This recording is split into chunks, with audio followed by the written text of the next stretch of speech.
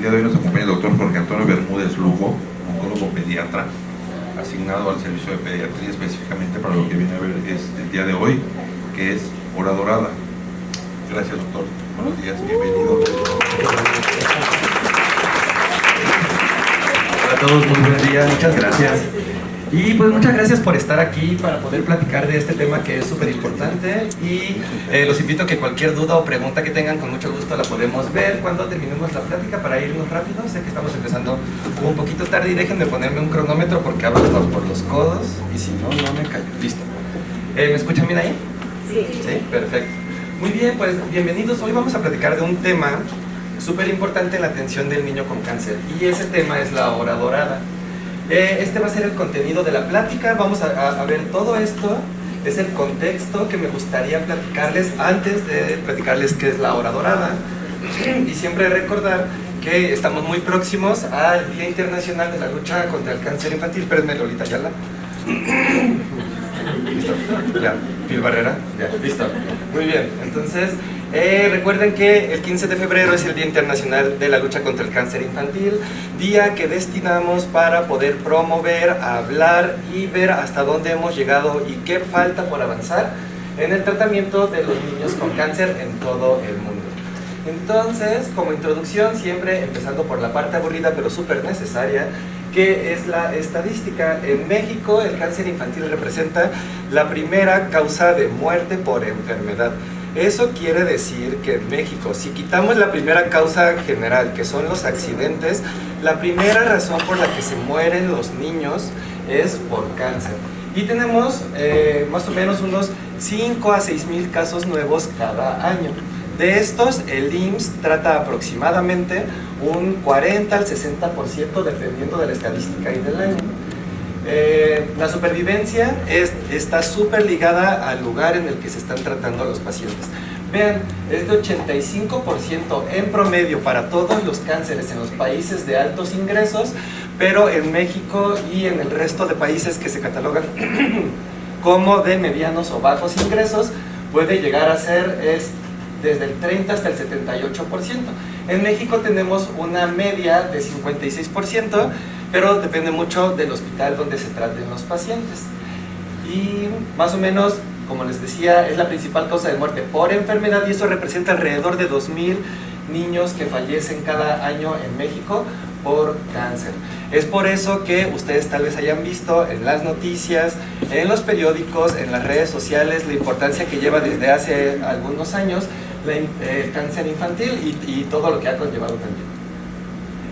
Aquí nada más es para enseñarles cómo tenemos una incidencia de este tipo de tumor que es la leucemia en todos estos países del mundo y para enseñarles que en México tenemos casi el doble. Entonces en México, además de ser la primera causa de muerte, es de especial problemática si nos comparamos con el resto del mundo. Tenemos más pacientes y normalmente se presentan con nosotros en etapas más avanzadas o con enfermedades biológicamente más agresivas. Pero eso no quiere decir que no vamos a intentar darles todo, sino que sabiendo cómo tratarlos, podemos ayudarlos muchísimo y elevar la supervivencia, como pasa en muchos hospitales especializados de México.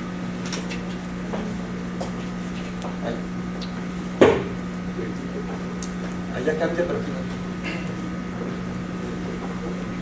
No sé por qué esa.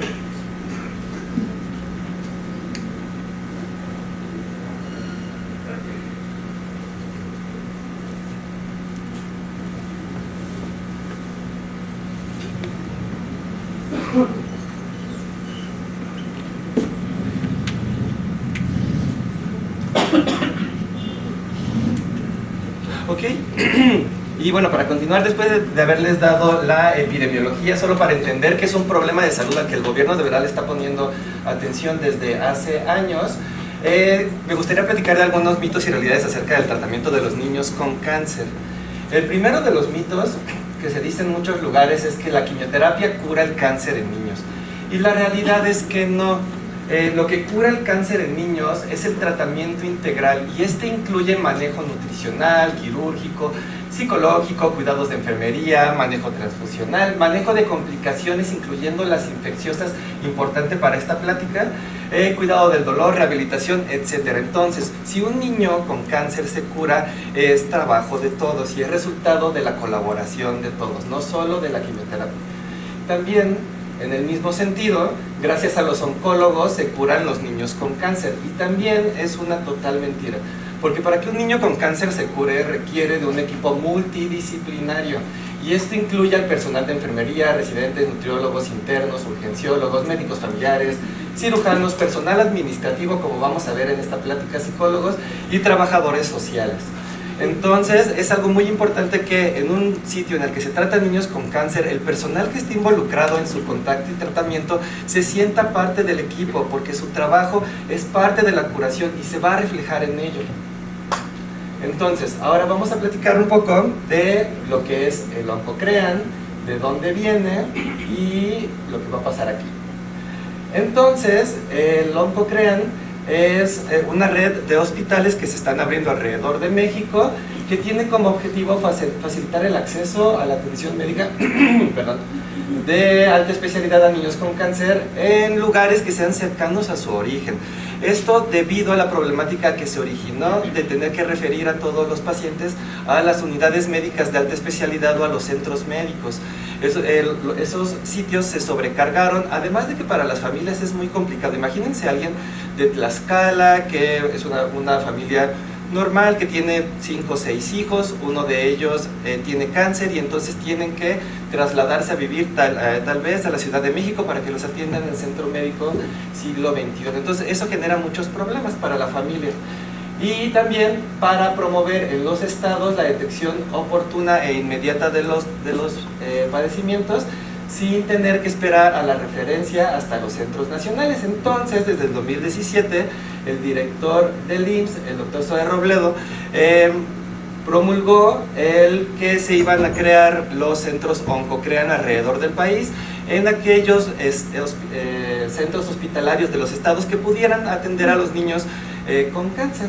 Entonces, como les platicaba, los objetivos eran pues tener estrategias institucionales en cada uno de los estados para detectar oportunamente a los niños con cáncer. Como les platicaba, uno de los problemas en México y en países de medianos y bajos ingresos es que los pacientes llegan en estados muy avanzados. Y como en los adultos, los niños se curan más si los diagnosticamos en los estadios tempranos. También uno de los objetivos es homologar el tratamiento que se le puede ofrecer para que sea el mismo tratamiento si el paciente llega al OncoCrean Sonora o llega, por ejemplo, el OncoCrean Ciudad de México, que va a estar aquí. También atender rápidamente las complicaciones inherentes al tratamiento de los pacientes y también para el envío de forma inmediata para aquellos tipos de tumores que sabemos que son muy complejos y que tal vez esos sí, y solo esos, sí deben de ser referidos de manera oportuna hacia centros médicos o unidades de medicina de alta especialidad. Entonces, ven, con ese contexto, en el 2017, como les platicaba, el doctor Robledo anunció la creación de los OncoCreans y desde entonces se han estado formando todos ellos. Pero el año pasado se dieron cuenta de la sobrecarga que tenía la RACI Centro Médico siglo XXI y que todos los estados tenían un OncoCrean excepto la Ciudad de México. Por lo tanto, y teniendo en cuenta las características de este hospital, se decidió que en este lugar se abriría el OncoCrean número 36 en el país, que va a contar con 8 camas y que también se va a ofrecer a los pacientes trasplante de médula ósea para aquellos que necesiten o lo requieran. Y eso va a ser entonces el OncoCrean. Estamos próximos, aunque yo no debería dar esa información, la recibiremos cuando sea oficial, pero sí, en el futuro próximo esta unidad será aperturada en esta institución con mucha alegría por parte del personal de oncología y de todos los que estamos involucrados. Bueno, entonces eso es el OncoCrean. Y bueno, también para tener un poquito más de contexto de qué es la hora dorada, por qué la buscamos, de dónde viene y por qué vale la pena que todos persigamos que se cumpla, vamos a hablar un poquito de qué hacemos en oncología con los niños, qué les damos, con qué los envenenamos y... creo que se volvió a dar. Ahí está. Entonces, los principios del tratamiento de un niño con cáncer son estos, vean. Siempre utilizamos, aunque depende mucho del tipo de tumor, una combinación que va entre la cirugía, quimioterapia y radioterapia. Algunos van a requerir solo cirugía, algunas una combinación de los tres, etc. Pero para los objetivos de esta plática vamos a centrarnos en el tipo de tratamiento que es la quimioterapia. Además, dependiendo del tipo de enfermedad que tiene el paciente, puede ser un tumor en el sistema nervioso, puede ser leucemia, que se origina en la médula ósea, etc. Si se origina en el músculo, en el riñón. Dependiendo del tipo de enfermedad, el tratamiento puede durar desde 6 hasta 30 meses. Entonces, este tipo de pacientes normalmente en las unidades que los tratan se convierten en los sospechosos conocidos. Son los niños que regresan recurrentemente al hospital, ya sea para que les administremos lo que les toca en ese momento, tratamiento de quimioterapia, o para manejar sus complicaciones. Regresan a urgencias y entonces el personal del hospital que está involucrado en su tratamiento los conoce muy bien y en muchos casos se encariña con ellos. Y también después, muy importante decirles eso, de los múltiples internamientos y cómo llegamos a estimarlos mucho y a cuidarlos, porque tenemos un contacto frecuente, recurrente y prolongado con ellos. Y entonces, pues ahí es bien importante también, pues para entender la quimioterapia, un poquito de su historia. Y es importante que les platique que los primeros casos de éxito en el tratamiento oncológico en el mundo no fue con adultos. Los primeros casos de curación fue con niños. Y fue totalmente debido al azar. Aquí les enseño a este doctor que es Sidney Farber, que era un doctor allá por Boston, era patólogo y él se dedicaba a ver las médulas óseas de los niños con leucemia. En aquel tiempo, 1946, si a un niño le daba leucemia y se le diagnosticaba, lo único que se podía hacer era acompañarlo a fallecer, ya sea por desangrado, ya fuera porque se lo llevara un choque séptico, ya fuera por un síndrome anémico que lo consumiera. Entonces los niños fallecían 100%. Y entonces el doctor dijo, ¿cómo es que estamos sentados aquí sin hacer absolutamente nada? No. Y entonces, en ese tiempo era el boom de las vitaminas, empezaron a sintetizar en la industria y el doctor dijo, pues vamos a darles ácido fólico a los pacientes, vamos a ver qué pasa con ellos. Y les empezó a dar ácido fólico y los pacientes que cuando se les diagnosticaba leucemia normalmente sobrevivían unos 5 meses, se empezaron a morir en 2. Entonces el doctor dijo, no, ya no les den ácido fólico. Pero muy inteligente él, contactó a una doctora de Pfizer que se llama Gertrude León, que ganó el premio Nobel por sintetizar varios de los medicamentos que utilizamos en la clínica. Hoy en día una mujer brillante y por eso se ganó el premio Nobel. Platicaron y le dijo, oye, pues mira, es que le di el ácido fólico a los niños y se murieron más rápido. ¿Y si hacemos lo contrario? Y entonces la doctora sintetizó el metotrexate, o algo muy parecido que solo se le cambió algo, pero fue el metotrexate. El doctor se lo administró a niños de ese hospital en Boston y ¡pum! Se parecía que se habían curado los niños. Ya no tenían las manifestaciones de la enfermedad. Pues ya se imaginarán ustedes, periodicazos por todos lados, qué padre, ya se curaron los niños, pero no, se dieron cuenta que unos 6 meses, 8 meses después de haber parecido que se habían curado, les regresaba la enfermedad y ya simplemente no funcionaba. Entonces así siguieron las cosas, se siguieron desarrollando más medicamentos, por ejemplo la ciclofosfamida, que se encontró desarrollando un gas de la guerra que era la mostaza nitrogenada. Ustedes sabrán que en la Primera Guerra Mundial había muchos soldados que se enlistaban porque decían, tengo un supertumor en el brazo, un linfoma, tengo cáncer de pene, ya de qué sirve mi vida, me voy a morir, mejor voy a ofrecer mi vida a mi patria, a la guerra, y los mandaban a la guerra. Pero cuando se exponían al gas mostaza, se curaban, se les quitaba totalmente el tumor que tenían. Entonces en Yale modificaron a la mostaza nitrogenada y la convirtieron en ciclofosfamida, y así pasó con varios quimioterápicos, hasta que en 1952 más o menos, este doctor de aquí que se llamaba Donald Pinkel, se le ocurrió algo. Como ningún tipo de tratamiento funcionaba para los niños, dijo, ¿y si les damos con todo? ¿Y si les dejamos caer todo el arsenal que tenemos? Entonces a ese tipo de terapia le dijo terapia total, y es una de las estrategias que utilizamos en oncología para tratar a los pacientes, principalmente a los niños con leucemia, pero lo utilizamos en todos los tumores. Les damos todos los medicamentos que el paciente puede recibir, que aguante la toxicidad y que el tumor sea sensible. Eso es importante para lo que les voy a platicar y de eso depende mucha de la toxicidad. Pero esa es la historia de cómo y por qué utilizamos la quimioterapia y por qué lo utilizamos de manera combinada. Y solo para agregar, porque ahorita van a ver que vamos a hablar un poquito más de este lugar, este es el hospital de St. Jude y él fue el primer doctor y el primer director y uno de los fundadores de ese hospital. El primer hospital para niños con cáncer en el mundo y uno de los que ha empujado la investigación que cambió, que en aquel tiempo, gracias al doctor Pinkel, se curó por primera vez 1 de cada 10 niños. Imagínense, antes de eso, diagnóstico de cáncer era igual a muerte, fallecer. Pero no, gracias a este doctor en 1950 se reportó por primera vez que se podía curar un paciente de cada 10. Trataron más o menos 300, entonces eran 30 niños que se curaron de cáncer. Y gracias a eso obtuvo este financiamiento y es una historia muy bonita que podemos platicar otro día. Pero se creó esta institución y de ahí se deriva toda la estrategia que se utiliza, por ejemplo, en oncología de adultos, etcétera. En oncología de niños tenemos muy buenos resultados y aquí fue donde nació todos los principios del tratamiento oncológico. ¿Y cómo funciona la quimioterapia? Normalmente, y para resumir, todos los tratamientos que forman la quimioterapia van a actuar lesionando el DNA, van a ir y lo van a romper en muchos de diferentes lugares. Y eso va a hacer que los mecanismos que tienen las células normales, todas las células del cuerpo, incluyendo las células neoplásicas, o sea, los tumores, van a poder detectar estas lesiones en los genes y decir, no, mija, tú ya estás muy malita, te tienes que morir. Y desencadena la apoptosis, que es una especie de muerte por suicidio de la célula, una muerte muy controlada que no ocasiona ningún tipo de inflamación. Entonces eso es lo que nosotros hacemos, damos veneno que va dirigido al tumor para dañar su DNA y que entonces los mecanismos que están sensando, detectando esas lesiones puedan desencadenar la apoptosis. Esto funciona mucho mejor en niños que en adultos.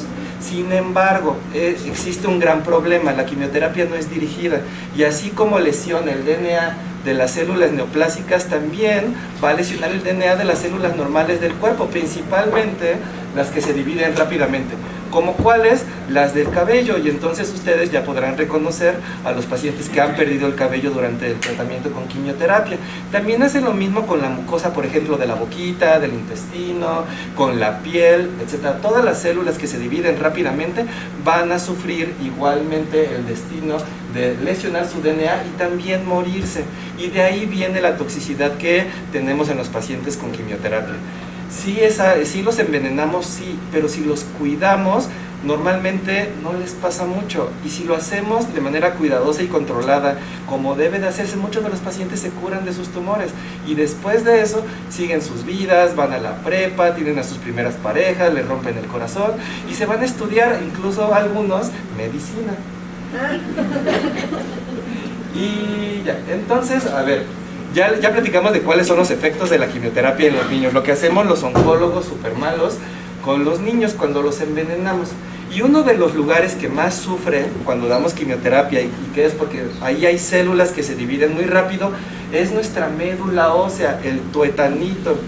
Entonces, ustedes recordarán que en el tuétano están nuestras células madre hematopoyéticas, las que son responsables de producir a todas las células de nuestra sangre, los eritrocitos, que son los que transportan el oxígeno, a los leucocitos, que son los que nos defienden, nuestro sistema inmune nos defiende de las infecciones y de los microorganismos que nos pueden atacar, y las plaquetas que impiden que nos desangremos, ¿no? Entonces, cuando damos un pulso de quimioterapia, lo que pasa es que así como matamos a las células tumorales por el mecanismo que les acabo de platicar, también matamos a muchas células madre hematopoyéticas. Por lo tanto, vamos a dejar de producirlas. Y entonces, para explicarles el nadir, me gustaría que pensaran en un ejemplo económico muy fácil. Imagínense que va empezando la quincena hoy, les depositan. Y saben que les van a volver a depositar hasta dentro de 22 días, supongamos. Pero en este tiempo, ustedes tienen un gasto normal en sus vidas, ya saben, que si su café de Starbucks, que si una tortita de tamal en guajolocombo, ustedes saben, y siempre lo van a llevar súper normal, ya saben cuánto gastan, cuándo les ingresa, y llevan un equilibrio normal. Pero supongamos que ya va a ser 14 de febrero, ¿no? Entonces todo el mundo tira la cartera por la ventana, quiere impresionar, shubidú, Y entonces uno se empieza a gastar muy rápido el dinero que tiene y no va a producir más. Entonces, ¿qué va a pasar con nuestra quincena? Vamos a llegar a un nivel muy bajo.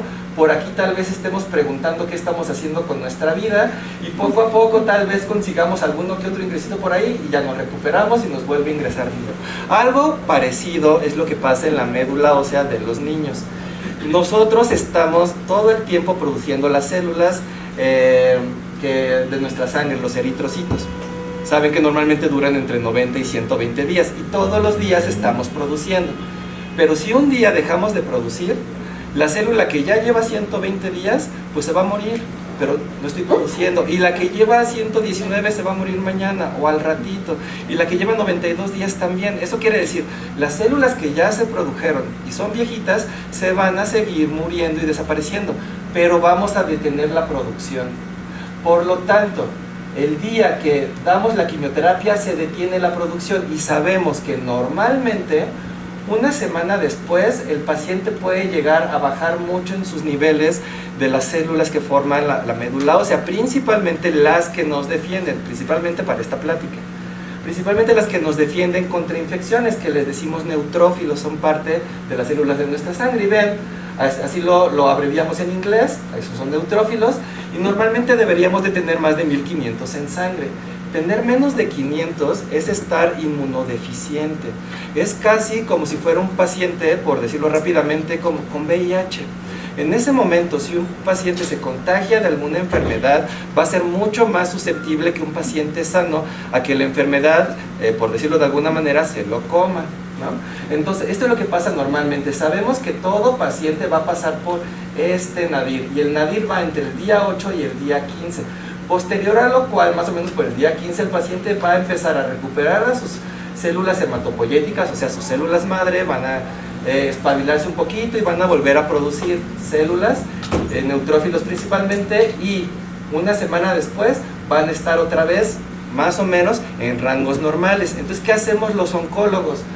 Le damos a un paciente un pulso de quimioterapia, lo cuidamos, lo mandamos a su casita con las medidas, nos esperamos, y que ya que sabemos que en 3 semanas va a estar otra vez bien, lo citamos con estudios, que casi siempre ya viene otra vez bien, listos para volverle a dar otro pulso. ¿Cómo somos de malos, verdad? Pero haciendo esto de manera controlada y cuidando mucho a nuestros pacientes, se curan de los tumores, se los prometo.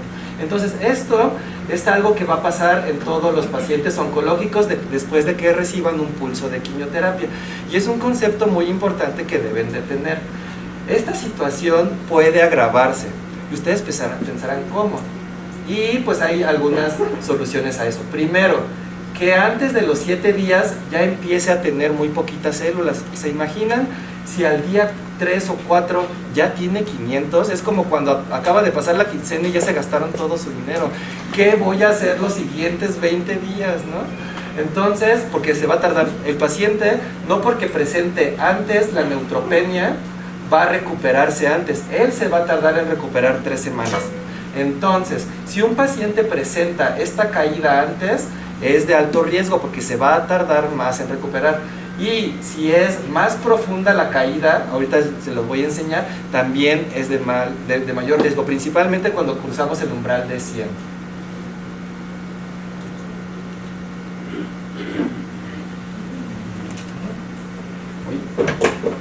Pero ahí va.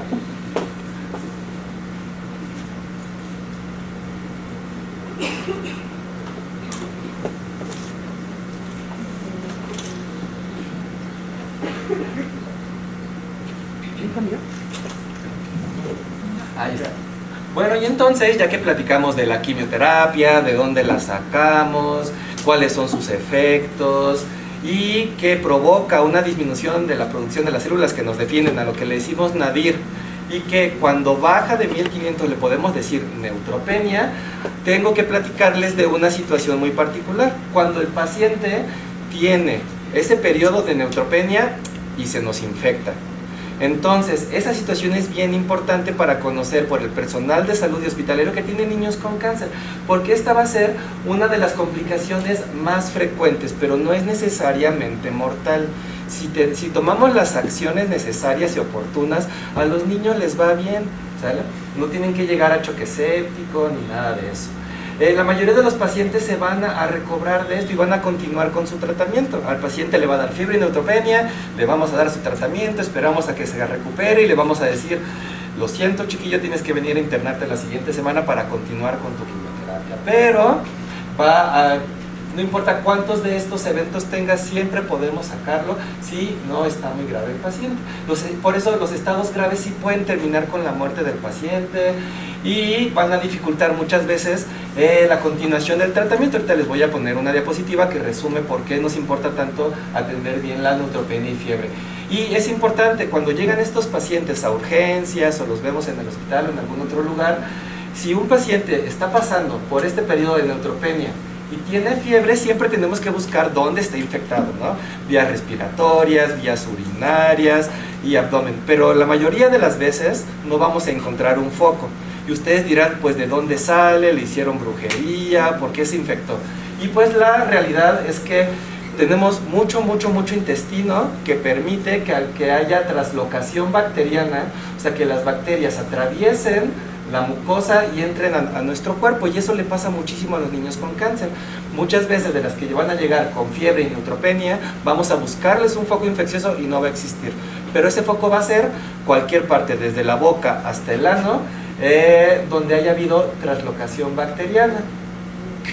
Y bueno, entonces, para la parte operativa, definiciones importantes que deben de conocer: recordar que fiebre es el registro único de una temperatura axilar mayor a 38.5, o sea, una sola medición mayor a 38.5, o dos mediciones mayores de 38.0 separadas y en menos de una hora, ¿sale? Eso es una definición operacional de fiebre, que la neutropenia la podemos catalogar como un recuento absoluto de neutrófilos por como menos de 500, y que la neutropenia febril persistente es cuando, además de tener esta cantidad, la fiebre lleva más de 3 días.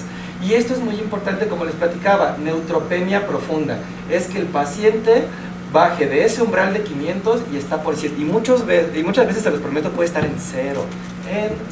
Eso quiere decir que es como si tuvieran ustedes una joyería y la dejan sin vigilancia a que los ladrones hagan con ella lo que quieran. Y entonces, para seguir platicando de neutropenia y fiebre, pues es bien importante que yo les platique que es una urgencia oncológica. El paciente que tiene este diagnóstico debe de ser atendido prontamente. No podemos dejarlo a que llegue a internarse cuando él quiera, que se vaya a desayunar, venga al ratito, sino que tiene que atenderse prontamente. ¿Es un paro? No es un paro, pero sí es algo que necesita atención muy pronta. Entonces, ¿por qué? Porque el paciente, mientras está infectado y no tiene sistema inmunológico, no puede luchar contra la infección. Eso quiere decir que la infección puede avanzar todo lo que ella quiera. Es una supercausa de morbimortalidad. Hay pacientes que hacen abscesos, y ¿saben lo que es hacer un absceso en un niño con cáncer que todavía le falta quimio? No se lo podemos dar, tenemos que dejar que se recupere, quitárselo, porque si le damos quimioterapia a un niño que tiene un absceso, el absceso se lo va a comer. Pero ¿cuánto tiempo les ha tocado a ustedes ver que le toma a alguien recuperarse de un absceso? Y hay muchas otras complicaciones, pero es importante entonces saber que si no se atiende, puede dejar mucha morbilidad y también se pueden morir. Que retrasa los protocolos de quimioterapia, como les platicaba. Uno de los principios de la quimioterapia es dar todo lo que podamos, cada vez que podamos, y a la intensidad máxima que el paciente tolere. Entonces, cuando nosotros le damos a un paciente tratamiento, esperamos de verdad, así casi rezamos que esté bien mi paciente para que en 3 semanas le pueda volver a dar, y después de eso para que las siguientes 3 semanas otra vez, porque gracias a eso es que se ha alcanzado la curación en niños con cáncer. Entonces, por eso buscamos que no se retrasen los protocolos, que cuando debe de haber un periodo de por lo menos, por ejemplo, 3 semanas, no se vaya a que hayan pasado 6 o 7 semanas de espacio entre 2 ciclos, porque eso deja que el tumor siga creciendo, ¿ven? Y entonces lo sacamos de la infección, pero entonces ahora el tumor ha avanzado, ha encontrado la manera de sobrevivir a la quimioterapia, y el paciente recae y termina falleciendo. ¿Cuándo lo podíamos haber curado? Si hubiéramos atendido rápidamente esa neutropenia y fiebre. Y bueno, más o menos se sabe que los niños van a tener entre 6 y 8 internamientos y que más o menos van a tener varios de ellos neutropenia y fiebre. Y ya.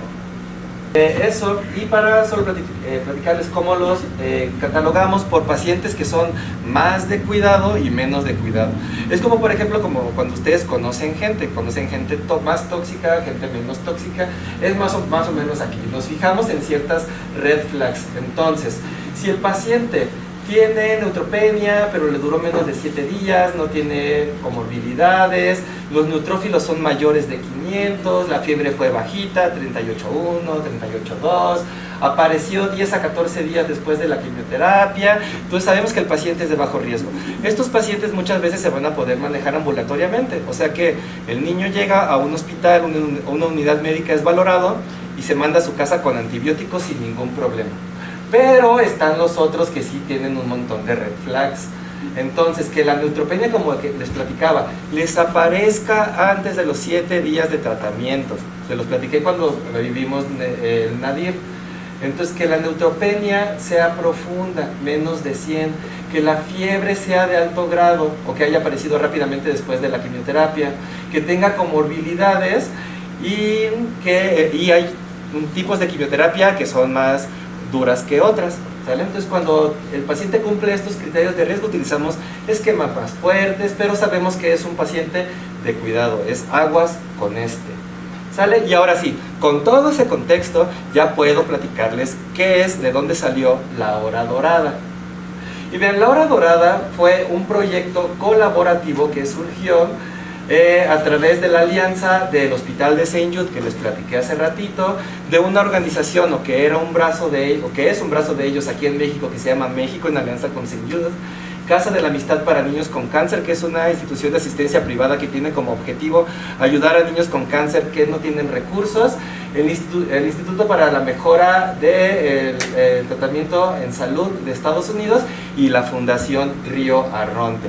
Entonces, y yo tuve la fortuna, me siento muy contento de haber colaborado con ellos en este proyecto de la hora dorada. Fíjense, pues tuvo un tiempo de existencia, sin embargo las conclusiones se permearon a todo el sistema de salud de México y es una historia muy bonita. Vean todas las instituciones que se aliaron para trabajar en la hora dorada, Secretaría de Salud, bueno, todos estos, ¿sale? Incluyendo pues a nuestro IMSS. Y vean, ¿cuál fue el alcance de la colaborativa cuando se realizó? Participaron 5 países. De esos 5 países tuvimos 95 hospitales participando, todos con el mismo objetivo, todos trabajando y todos con un solo lema: todos enseñamos, todos aprendemos, porque en el tratamiento del niño con cáncer no hay que yo soy más que el otro, el niño nos necesita a todos, todos somos parte integral de su atención, no hay nadie que se requiera más. Y vean, pues se hicieron equipos en cada uno de esos hospitales. Estas 2 instituciones de Estados Unidos aportaron expertos y coaches y se crearon grupos asesores y de expertos. Vean, este es el mapa de los centros que participaron de México. Fueron 86 hospitales. ¿No saben cómo eran esas reuniones? Eran un barullo de gente, eran muy bonitas. A mí me tocó ayudar a hacer esas reuniones, era un mundo de gente. Y vean, teníamos la participación de los diferentes sectores de México y del IMSS. Participaron 25 hospitales. Aquí les tengo una relación de los 24 efectivos para la atención de los niños, para poder evidenciar cómo funciona y la repercusión que tiene. 24 hospitales del IMSS a través de México participaron. ¿Y cuál fue el propósito de ese proyecto? Pues fue que cuando un niño con cáncer se presentara con fiebre al servicio de urgencias o equivalente que tenga la unidad médica que atiende al niño, o sea, donde llegue el niño al hospital, reciba un tratamiento empírico, oportuno y efectivo de antibiótico en por lo menos 1 hora a partir de su llegada al hospital. Entonces, vean, ¿por qué es importante eso? Porque cuando un paciente llega a un hospital, no solo se va a enfrentar a su propia enfermedad que lo está consumiendo en ese momento, se va a enfrentar a la complejidad administrativa de un hospital que puede llegar a ser una jungla. ¿Cuántas noticias ha habido de que un paciente se quedó sentado en lo que les llamaban de un triage y que ahí falleció, etcétera? Hay miles de ejemplos, ¿no? Entonces, los hospitales pueden llegar a ser una jungla, ¿no? Porque vean, este es un esquema que dice, ok, el niño está en su casa con su mamá, a quienes normalmente intentamos entrenar. Tenemos un papel que nos gustaría eventualmente tener aquí también en el hospital, que es el de enfermera educadora, que se encarga de enseñarle a los papás: si a tu hijo le da fiebre, se la tomas de esta manera, si encuentras este valor, córrele a urgencias. Entonces, eso pasa mucho en Estados Unidos. Normalmente allá se comunican con los doctores, el personal del hospital, por una llamada. Ellos le dicen, córrele para el hospital, y entonces llegan al hospital, y a partir de ahí, pues que si tienes que ir a avisar a no sé dónde para que te den de alta en el sistema, que si te anotas en este formulario, y no sé qué, de ahí a que te vea el primer personal de salud que te va a atender. Después de que digan, eres un niño con cáncer, te dieron quimioterapia y tienes fiebre, lo mejor sería tomarte una biometría hemática, vamos a tomártela. Y entonces, en lo que se hace la indicación, se realiza el procedimiento. Siempre tenemos que tomar en cuenta que todo esto conlleva tiempo. Después de eso, por cómo se mueve el hospital, la muestra llega al laboratorio y después de eso se procesa, como sea que el laboratorio lo haga. Y después llega el resultado, lo valora el médico y dice, tiene 100 neutrófilos, debería de recibir su antibiótico. Lo indica, se prepara y se prescribe. Vean, el finalizar es la aplicación del antibiótico. Esto, como fue reportado en algunos hospitales, puede llevar hasta, ¿cuántas horas se imaginan? Hasta 96 horas en un hospital. ¿Y saben lo que pasa con un niño infectado que está esperando su antibiótico solo porque está perdido en esta complejidad administrativa? Las bacterias siguen creciendo en su cuerpo, ¿sale? Entonces, la hora dorada se trata de ese tiempo ideal para administrar la primera dosis de antibiótico en un paciente que tiene neutropenia febril. Y eso fue lo que se hizo en México y Latinoamérica, en los hospitales que también participaron de Latinoamérica, como de Brasil, etc. Entonces, ¿qué vimos en México? Que tenemos que siempre identificar a dónde llega un paciente. Después, que pase rápidamente a un triage, evaluación médica inicial, que se tome y se documente que el paciente tiene neutropenia y fiebre para poder indicar el antibiótico y poderlo administrar. Ese es el tiempo que más nos importa en la hora dorada, desde que el paciente llega al hospital hasta que le podemos dar su primera dosis de antibiótico. Esto idealmente debe de pasar en menos de 60 minutos. ¿Y por qué queremos eso? Ustedes dirán, es que está muy como caprichoso, ¿no? Suena como que es un niño con cáncer, sí hay que darle todo. Pero no, cuando lo hacemos, estos son los resultados y los beneficios de realizar la hora dorada. Las infecciones de los pacientes se controlan mejor y avanzan menos. Tienen menos eventos de sepsis.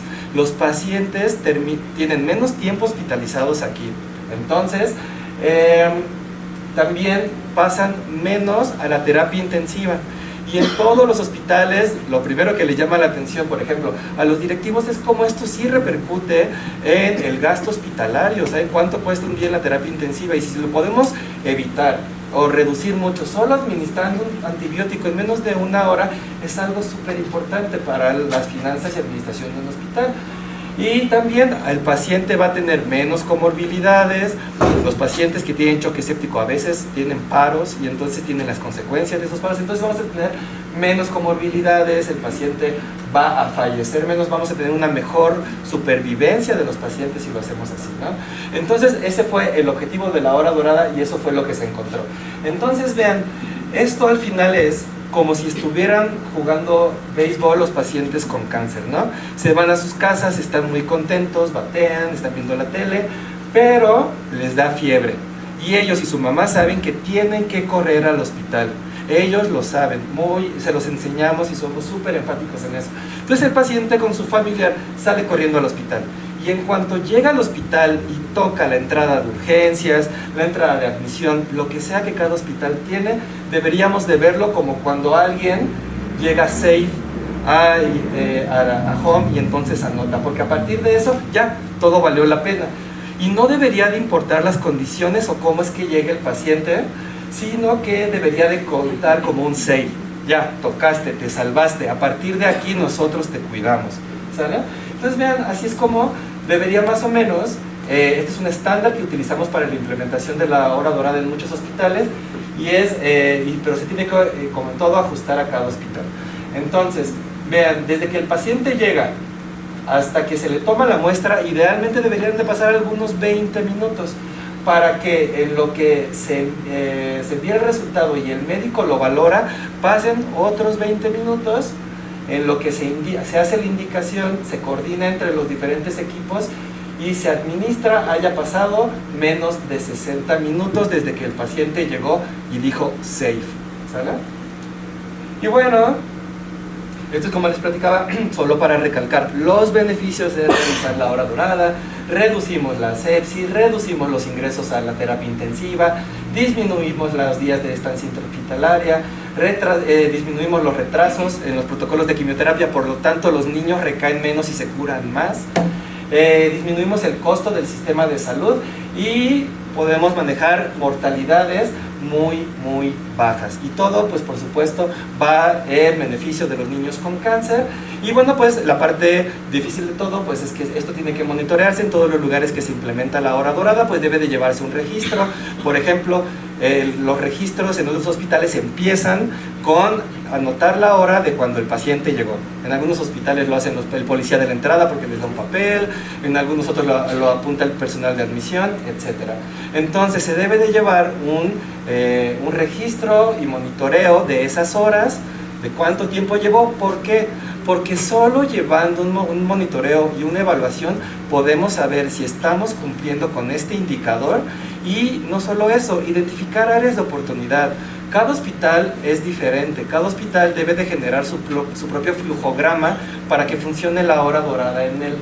Y entonces también debe de generar sus propios flujos de monitoreo y de control, y entonces evaluar cada tanto tiempo para ver dónde estamos y qué podemos hacer para mejorar. Y por tanto entonces pues se deben de llevar las acciones cuando se identifiquen áreas de oportunidad para siempre intentar que los niños, todos los que lleguen 100% tengan el beneficio de haber sido salvados por la hora dorada. Y entonces, por último, me gustaría despedirme con este mensaje que creo que se los he intentado decir de manera subliminal de varias maneras, pero que ahora sí, pues ya va directo. La curación de verdad de un niño con cáncer es de todos, no es del personal que va a estar allá metido en el Oncocrean, no va a estar de los que están haciendo sus magias con la quimioterapia, no va a estar en el cirujano que pudo quitar un tumor completo.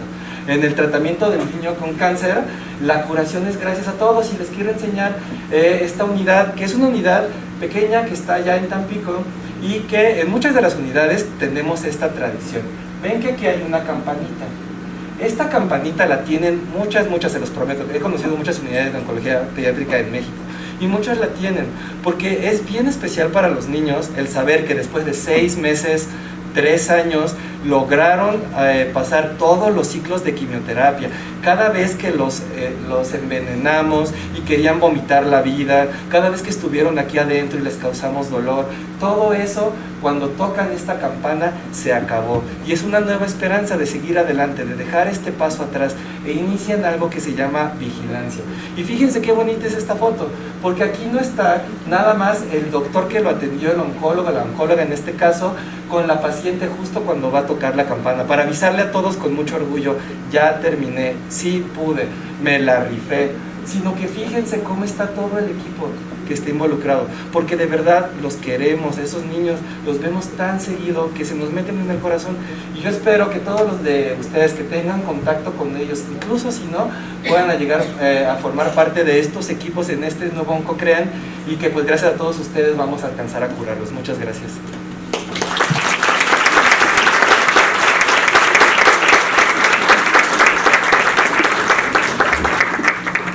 Gracias, doctor Bermúdez, por su plática. Como pudieron ver, la importancia, hoy pedí que estuviera todo el cuerpo de gobierno en esta junta, en esta plática, precisamente porque quiero que vean la magnitud del compromiso que nos acabamos de echar, que nos echamos desde hace un año, de poder atender a estos pacientes. 8 camas van a ser insuficientes para la atención de los mismos. Los médicos vamos a ser insuficientes para la atención de ellos. La capacitación obviamente tiene que ser continua, tiene que ser de manera frecuente.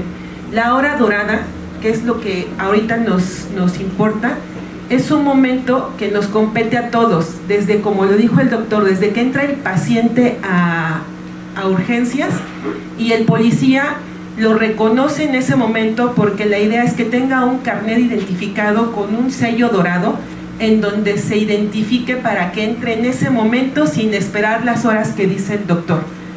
En ese momento se atiende en el triage. Asistentes médicas, al reconocer que es un paciente oncológico con un sello amarillo en su carnet, pueda pasarlo inmediatamente al triage, y los médicos de urgencias de pediatría lo atiendan en ese momento. Se activa un código como todos los que tenemos, código ERI, código rosa, todos los códigos que tenemos. Se activa el código dorado para que en ese momento pediatría, laboratorio, abasto, conservación, el mismo director, la subdirección médica, sepan que en ese momento hay un paciente y que se tiene que atender en ese instante. Laboratorio baje, tome la muestra, sea lo prioritario que haga, tome la muestra, la biometría hemática, el personal médico tome el cultivo en ese momento, la biometría hemática se lea en 5 minutos y podamos tener el conteo de la fórmula roja, leucocitos y neutrófilos, para saber si en ese momento vamos a iniciar ya el tratamiento de antibiótico. Evidentemente aquí el servicio de abasto tendrá que tener la suficiencia tanto de los medicamentos como de los equipos de venoclisis, los normogoteros, microgoteros, los medios de cultivo, todo lo que se necesita para la atención de estos pacientes. Y eso lo tenemos que hacer en menos de una hora. Me hubiera gustado que el doctor nos hubiera hablado un poco de la replicación, o nos hubiera puesto el esquemita de la replicación bacteriana conforme pasan los tiempos. Es muy importante porque entre más tiempo pase, la replicación bacteriana va incrementando, y eso es lo que hace que aumente el riesgo de muerte en los pacientes por asepsis, por el choque séptico que puede presentar.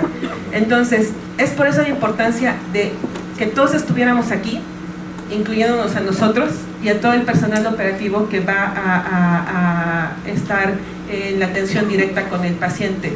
Es una colaboración titánica de todos, y yo espero la participación de todos para que en ese momento que llegue un paciente con neutropenia febril, pues le podamos salvar la vida. ¿Alguna duda? No lo vi. No la vi. Pero es bien importante esta, gracias doctora por recordarme, no sé por qué me la salté, pero esto ilustra mucho por qué es importante que cuando un niño llega con fiebre a urgencias, tenemos que atenderlo prontamente, y por qué el tiempo es importante. Vean, cuando un paciente tiene fiebre, más o menos tenemos esta cantidad de bacterias, supongamos. 4000 esta cantidad se llegó a partir de unas 6 horas de que el paciente se contagió, tal vez.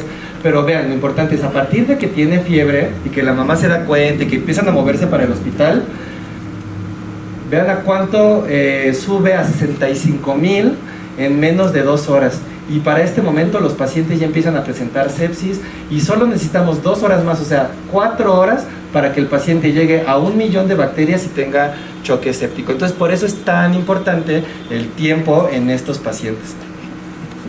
Doctor, Muchas gracias. algunas cosas, y siempre que vengo a las sesiones lo recalco, ¿no? Aquí hay gente en formación y hay situaciones realmente que hay que recalcar. En ese sentido, la quimioterapia no afecta exclusivamente el DNA, ¿no?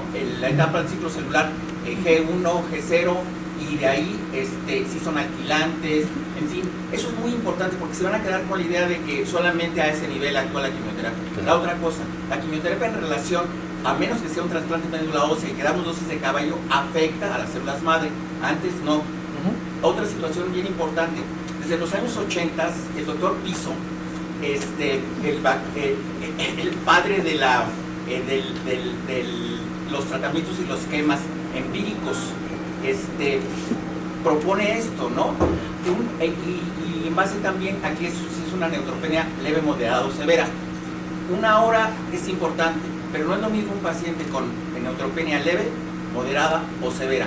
Y lo que decía el doctor Piso en aquel entonces, y creo que todavía es válido, que tenemos 72 horas y que dependiendo, ¿no? Uno comienza con un esquema doble, cubriendo sobre todo gram negativos y también después uno escala hasta llegar incluso a cubrirlos con antifúngicos. Entonces también es importante que en este sentido, aunque sean cosas del siglo pasado, uno vaya y revise, ¿no? ¿Quién fue el doctor Piso? ¿De dónde viene esto? Y por qué es importante considerar el grado de neutropenia, ¿no? Y una última, ¿cómo se calculan los neutrófilos totales? Es una regla de 3, y aunque siempre lo reportan en porcentaje, dicen, bueno, ¿y cómo sé? ¿Cómo le hace? Uno dice, bueno, a ver, ¿cuánto es primero lo normal? Y después de ahí dice que el porcentaje del leucos es tanto, el porcentaje hace la regla de 3 y sabe uno exactamente, y de ahí lo urgencia, porque si no viene con neutropenia, sí, totalmente. no hay problema. Sí, de acuerdo, doctor, muchas gracias. Bueno, haciendo un poquito de hincapié en esto que acaba de comentar, la hora dorada es precisamente para el paciente con neutropenia febril, neutropenia menor de 500 y obviamente con fiebre. Y el tratamiento ya está estandarizado, son obviamente cefalosporinas de tercera generación, lo que se utiliza preferentemente. Ya nosotros aquí en el interior, pues obviamente decidirán los oncólogos qué es lo que se necesita. Sin embargo, quiero hacer hincapié que esta hora dorada no se requiere de un oncólogo, es básicamente del pediatra, del médico general, conocer el protocolo de la hora dorada para poder hacer lo que requerimos hacer en la primera hora. El cuerpo de enfermería, el cuerpo médico, el cuerpo de laboratorio y todos los que estamos involucrados, no necesitamos ser especialistas para poder darle la atención a estos pacientes. Pues si no tienen otra duda, la verdad le agradezco mucho, doctor, su participación. El doctor está con nosotros ya contratado como oncólogo pediatra en el turno vespertino. Y pues la verdad es que siempre el doctor estuvo muy insistente, la verdad que siempre se hizo presente para poder contribuir con nosotros. Yo le reconozco eso al doctor, le agradezco esa insistencia y bueno, tiene una preparación, una colaboración con San Just que nos va a ayudar muchísimo. La verdad es que si tienen alguna duda, acérquense al doctor. El doctor creo que está en toda esa colaborativa con nosotros y pues muchísimas gracias y espero que esto haya sido de gran utilidad para todos. Agradezco el favor de su atención y pues que tengan bonito día.